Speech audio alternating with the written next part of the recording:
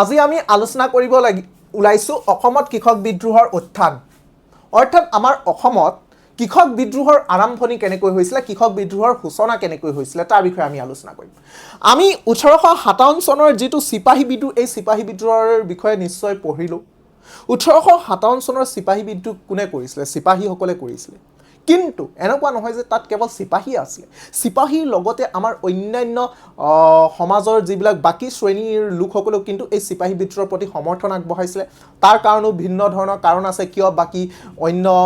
লোকসকলক সমৰ্থন জনাইছিল সেই বিষয়ে আমি লাষ্ট ক্লাছত আলোচনা কৰিলো হয়নে মধ্যবিত্ত শ্ৰেণীটোৱে কিয় সমৰ্থন দিছিলে তল শ্ৰেণীৰ লোকসকলে কিয় সমৰ্থন দিছিলে পুৰোহিত ব্ৰাহ্মণ শ্ৰেণীয়ে কিয় সমৰ্থন দিছিলে এই সিপাহী বিদ্ৰোহৰ প্ৰতি সেই সকলোখিনি কথা আমি লাষ্ট ক্লাছত আলোচনা কৰিছিলো হয়নে ওকে এতিয়া কথাটো হ'ল 1857 চনৰ বিদ্ৰোহ দমনৰ পাছত ইষ্ট ইণ্ডিয়া কোম্পানী হাতৰ পৰা ক্ষমতা মহাৰাণী ঘোষণাপত্ৰৰ যোগেদি ইংলেণ্ডৰ ৰাণীৰ হাতলৈ হস্তান্তৰিত কৰা হ'ল এইখিনিতে এটা বস্তু মনত ৰাখি ল'বা 1857 চনত সিপাহী বিদ্ৰোহ হৈছিল আৰু তাৰ পাছত 1858 চনত মহাৰাণীৰ ঘোষণাপত্ৰখন আহিলে ঠিক আছে মহাৰাণী ঘোষণাপত্ৰ ঘোষণা কৰা হ'ল ঠিক আছে সো এই মহাৰাণী যিখন ঘোষণাপত্ৰ এই ঘোষণাপত্ৰটো কি আছিল প্ৰশ্ন সুধিব পাৰে মহাৰাণীৰ ঘোষণাপত্ৰত কি আছিল বহুতে এটা গুৰুত্বপূৰ্ণ প্ৰশ্ন কিন্তু এই মহাৰাণী ঘোষণাপত্ৰখন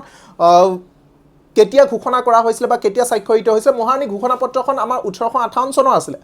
আৰু এই মহাৰাণী ঘোষণাপত্ৰত আছিলেনো কি আমি যদি চাওঁ 1858 চনৰ এই মহাৰাণী ঘোষণাপত্ৰ অহাৰ আগলৈকে আমি প্ৰত্যক্ষভাৱে ইংলেণ্ডৰ অধীনত নাছিলো বা আমি প্ৰত্যক্ষভাৱে আমি ব্ৰিটিছ চৰকাৰৰ অধীনত নাছিলো আমি কাৰ অধীনত আছিলো 1858 চনৰ আগলৈকে গম পোৱা নে তোমালোকে কোনোবাই গম পোৱা নে 1858 চনৰ আগলৈকে আমি কাৰ অধীনত আছিলো 1858 চনৰ আগলৈকে আমি ইষ্ট ইণ্ডিয়া কোম্পানীৰ অধীনত আছিলো সুধিব পাৰে ইষ্ট ইণ্ডিয়া কোম্পানী কি হয় ইষ্ট ইণ্ডিয়া কোম্পানী হৈছে ব্ৰিটিছ সকলে প্ৰতিষ্ঠা কৰা এটা কোম্পানী যিটো কোম্পানীয়ে প্ৰথম পৰ্যায়ত ব্যৱসায় বাণিজ্য কৰাৰ স্বাৰ্থৰে আমাৰ ভাৰতবৰ্ষত প্ৰৱেশ কৰিছিল যদিও পাছত পৰ্যায়ত ভাৰতবৰ্ষৰ ভিন্ন স্থানত উদ্যোগ প্ৰতিষ্ঠা কৰি নিজৰ ব্যৱসায়িক লাভালাভৰ স্বাৰ্থত প্ৰত্যক্ষভাৱে আমাৰ ভাৰতৰ ৰাজনৈতিক নিয়ন্ত্ৰণ নিজৰ অধীনলৈ আনিবলৈ এটা ষড়যন্ত্ৰ কৰাত এই ইষ্ট ইণ্ডিয়া কোম্পানীৰ চেষ্টা কৰিছিল ঠিক আছে এই ইষ্ট ইণ্ডিয়া কোম্পানীৰ কাৰণে হৈছিল গতিকে এই ইষ্ট ইণ্ডিয়া কোম্পানীয়ে আমাক শাসন কৰিছিল 1858 চনৰ আগলৈকে অৰ্থাৎ আমি প্ৰত্যক্ষভাৱে মহাৰাণীৰ নিয়ন্ত্ৰণত নাছিলো আমি মহাৰাণীৰ শাসনত নাছিলো 1858 চনৰ আগলৈকে আমি কাৰ শাসনত আছিলো আমি ইষ্ট ইণ্ডিয়া কোম্পানীৰ শাসনত আছিলো আমি ইষ্ট ইণ্ডিয়া কোম্পানীৰ পৰা আমি ব্ৰিটিছৰ প্ৰত্যক্ষ শাসনলৈ কেতিয়া আহিলো 1858 চনত প্ৰশ্ন সুধিব পাৰে আমি ব্ৰিটিছৰ শাসনত অধীনত প্ৰত্যক্ষভাৱে কেতিয়া আহো তেতিয়া হলে হ'ব 1858 চনত যেতিয়া মহাৰাণী ঘোষণাপত্ৰখন ঘোষণা কৰা হৈছিল সো মহাৰাণী ঘোষণাপত্ৰৰ আগলৈকে আমাৰ ভাৰতীয় লোকসকলক কোনে শাসন কৰিছিল ইষ্ট ইণ্ডিয়া কোম্পানীয়ে কৰিছিল আৰু তাৰ পাছত যেতিয়া মহাৰাণী ঘোষণাপত্ৰ আহিলে তাৰ পিছত আমাৰ ইষ্ট ইণ্ডিয়া কোম্পানী যেটো শাসন এই শাসনৰ ক্ষমতাটো সম্পূৰ্ণৰূপে ইংলেণ্ডৰ ৰাণীৰ হাতলৈ হস্তান্তৰিত কৰা হ'ল প্ৰশ্নটো এনেকেও সুধিব পাৰে কোন চনত ইষ্ট ইণ্ডিয়া কোম্পানীৰ হাতৰ পৰা ভাৰতৰ শাসনৰ ক্ষমতাটো ইংলেণ্ডৰ ৰাণীৰ হাতলৈ হস্তান্তৰিত কৰা হ'ল তেতিয়া হ'ব 1858 চনত মহাৰাণী ঘোষণাপত্ৰৰ মাধ্যমেৰে ঠিক আছে ওকে এতিয়া কথাটো হ'ল 1858 চনত ইষ্ট ইণ্ডিয়া কোম্পানীৰ হাতৰ পৰা গোটেই ক্ষমতাখিনি কোনে লৈ গ'ল মহাৰাণীয়ে লৈ গ'ল হয়নে ওকে আমি যদি চাওঁ 1857 চনত অৰ্থাৎ আমাৰ যেটো সিপাহী বিদ্ৰোহ যেতিয়া হৈছিল এই সিপাহী বিদ্ৰোহক দমন কৰিবৰ কাৰণে ইংলেণ্ডে বা ইষ্ট ইণ্ডিয়া কোম্পানীয়ে অজস্ৰ টকা পইচা খৰচ কৰিছিল তেওঁলোকে আৰু এই বিদ্ৰোহে ব্ৰিটিছ চৰকাৰৰ যেটো অৰ্থনৈতিক অৱস্থা অতিকৈ হুচনীয় কৰি তুলিছিল তেওঁলোকৰ অৰ্থনৈতিক যেটো অৱস্থা একেবাৰে হুচনীয় হৈ গ'ল একেবাৰে বেয়া হৈ গ'ল কিয় বেয়া হ'ল কাৰণ তেওঁলোকে ধন সম্পত্তিবিলাক ক'ত খৰচ কৰিছিল তেওঁলোকে ধন সম্পত্তিসমূহ তেওঁলোকৰ অস্ত্ৰ-শস্ত্ৰত তেওঁলোকে খৰচ কৰিছিল কাৰণ তেওঁলোকে যিকোনো প্ৰকাৰে তেওঁলোকে সিপাহী বিদ্ৰোহক দমন কৰিবৰ কাৰণে এটা প্ৰচেষ্টা হাতত লৈছিল আৰু তাত তেওঁলোক সফল হ'ল কাৰণ তেওঁলোকে অস্ত্ৰ হস্তত বেছি খৰচ কৰিলে গতিকে এই বিদ্ৰোহৰ নামত যেহেতু যথেষ্ট ব্যয় বহন কৰিবলগীয়া হৈছিলে তেওঁ আৰু তাৰ পাছত 1857-58 চনত যদি ঘাটি বাজেট 14 মিলিয়ন পাউণ্ডলৈ বৃদ্ধি পাইছিলে অৰ্থাৎ ঘাটি আৰু ৰাহি বাজেট মানে গম পাইছা ন তোমালোকে অৰ্থনীতি নিশ্চয় গম পাইছা ৰাহি বাজেট মানে হৈছে যেতিয়া তোমাৰ প্ৰফিট হ'ব তুমি যিমানটো তোমাৰ আয় হ'ব তাতকৈ যদি ব্যয় কম তুমি 50 টকা তোমাৰ আয় হৈছে ইনকাম কৰিছা আৰু খৰচ কৰিছা 25 টকা হয়নে খৰচ ব্যয় 25 টকা হে হৈছে মানে কি 25 টকা তোমাৰ প্ৰফিট হ'ল গতিকে হেতুক আমি কি ক'ব পাৰো ৰাহি বুলি ক'ব পাৰো আৰু ঘাটি কেতিয়া হ'ব তুমি ইনকাম কৰিছা 50 টকা কিন্তু তুমি খৰচ কৰিছা 100 টকা মানে 50 টকা ইনকাম আসলে খৰচটো 100 টকা কৰিলা বাকি 50 টকা ক'ৰ পৰা আহিব হেতু হৈছে ঘাটি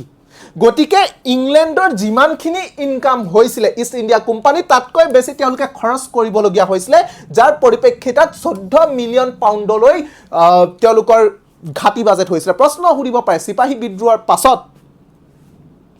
ইংলেণ্ডৰ ঘাটি বাজেট কিমান হৈছিলে প্ৰায় 14 মিলিয়ন পাউণ্ডলৈ বৃদ্ধি হৈছিলে এতিয়াতো এই যোনখিনি ঘাটি মানে কি লছ এই লছখিনি ঘাটিখিনিতো পূৰণ কৰিব লাগিব গতিকে ঘাটি পূৰণ কৰিবৰ কাৰণে ইংলেণ্ডৰ চৰকাৰে এটা নতুন ব্যৱস্থা আনিলে সেই ব্যৱস্থাটো কি তেওঁলোকে কি কৰিলে ভাৰতীয় জনসাধাৰণৰ ওপৰত কৰ কাটলৰ বুজা পেলাই দিলে তেওঁলোকে ভাবিলে যেহেতু সিপাহী বিদ্ৰোহ দমন কৰিবৰ কাৰণে তেওঁলোকে ইমানকে খৰচ কৰিলে গতিকে এই খৰচ বা এই ঘাটি এই লছটো পূৰণ কৰিবৰ কাৰণে তেওঁলোকে কি কৰিলে সাধাৰণ যেটো আমাৰ কৃষক শ্ৰেণী আছে এই কৃষক শ্ৰেণীৰ ওপৰত ভিন্ন প্ৰকাৰৰ কৰ কাটল আৰোপ কৰি দিলে কৰ আৰোপ কৰিলে ঠিক আছে সো ইয়াত যদি আমি যদি চাও অন্যান্য কৰ কাটল যোনখিনি আগৰ পৰা যোনখিনি আমাৰ ভাৰতীয় লোকসকলে আগৰ পৰা যোনখিনি কৰ কাটল দিবলগীয়া আছিল হেখিনিতো দিবলগীয়া আছেই তাৰ উপৰিও কিছুমান নতুন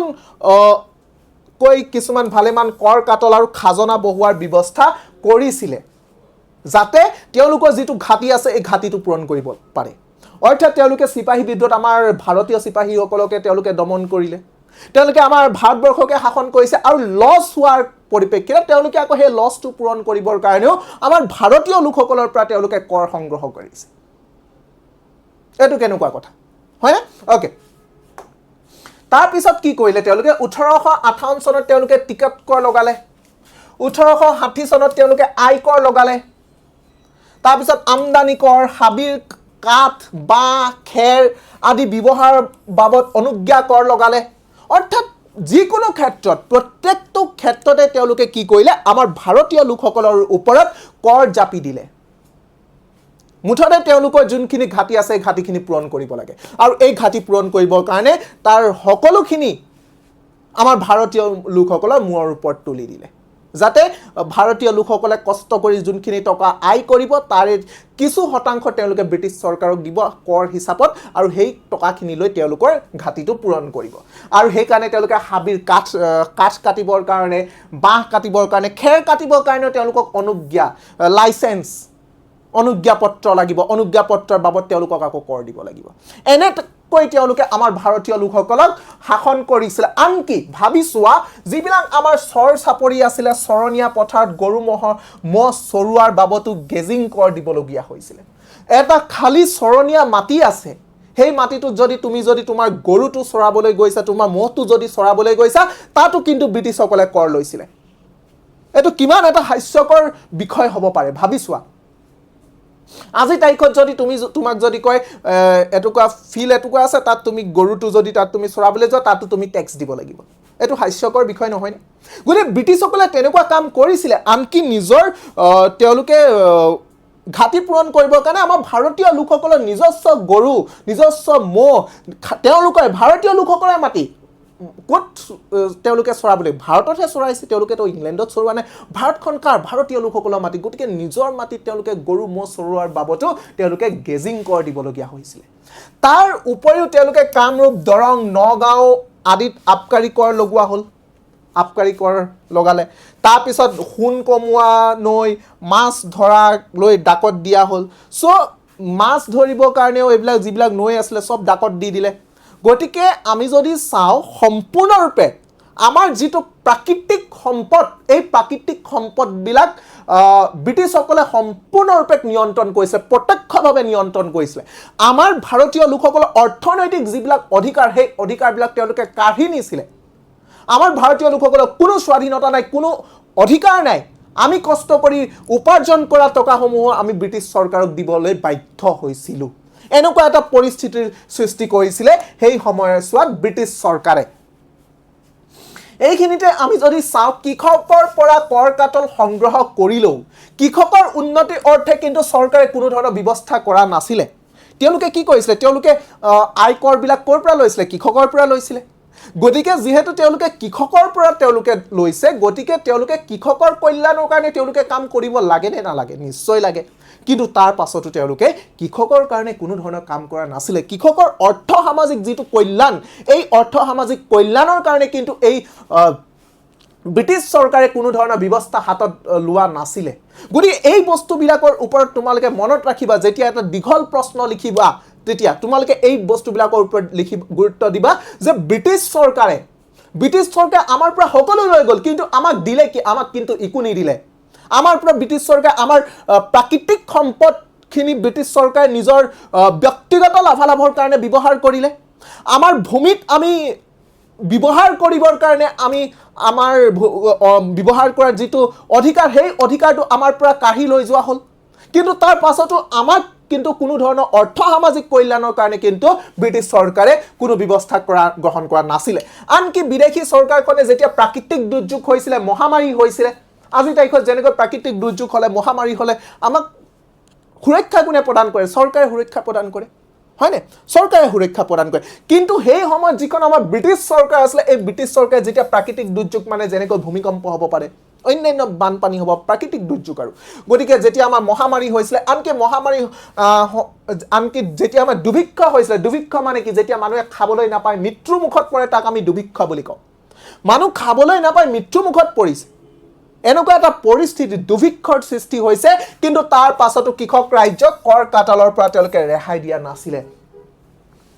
মানুহ নাখাই মৰি গৈছে, দুৰ্ভিক্ষৰ সৃষ্টি হৈছে, মহামাৰীত মানুহৰ মৃত্যু হৈছে। তাৰ পিছতো ব্ৰিটিছ চৰকাৰ মাথো এটাই যে আপোনালোকে কৰ দিব লাগিব। মানুহ মৃত্যু হৈছে, মানুহ দুৰ্ভিক্ষত মৰি গৈছে, হয়নে? মানুহ তাৰ পাছতো তেওঁলোকে কি কৰিছে? কৰ কাটলটো গ্ৰহণ কৰাত কিন্তু তেওঁলোকে ৰখা নাই। তাৰ পিছতো কৰ কাটলৰ পৰা ৰেহাই দিয়া নাছিলে আমাৰ ভাৰতীয় লোকসকলক। অ'কে, ঠিক আছে। এই সকলোবোৰ কাৰণত সৰ্বসাধাৰণ ৰাইজ ব্ৰিটিছ চৰকাৰৰ প্ৰতি বিতুষ্ট হৈছিলে। তাৰ কাৰণে তেওঁলোকে কি কৰিছিলে? আমাৰ সৰ্বসাধাৰণ ৰাইজে তেওঁলোকক ভাল পোৱা নাছিলে। তেওঁলোকে ভাবিছিলে কেনেকৈ ব্ৰিটিছ চৰকাৰক আৰু কিমান দি থাকিব? দিয়ে আছে ন? আমি যদি চাওঁ, তেওঁলোকে আৰম্ভণিৰ পৰা সকলোবিলাক দিলে, কৰ কাটল, গৰু চৰুৱাৰ বিনিময়ত দিছে, ঠিক আছে, সকলো ক্ষেত্ৰত তেওঁলোকে দি আছে। আৰু তাৰ পৰিপ্ৰেক্ষিততে কি হ'ল? লাহেকৈ আমাৰ এটা কৃষক শ্ৰেণীৰ উদ্ভৱ হ'ল, কৃষকসকলৰ মাজত একতা বাঢ়িলে, কৃষকসকলে একত্ৰিত হ'বলৈ ধৰিলে, তেওঁলোকে নিজৰ সমস্যাবিলাক এজনে আনজনক ক'বলৈ ধৰিলে। তাৰপিছত লাহেকৈ এই কৃষকসকলে এক ধৰণৰ বিদ্ৰোহ সূচনা কৰাৰ কথা চিন্তা কৰিছিলে।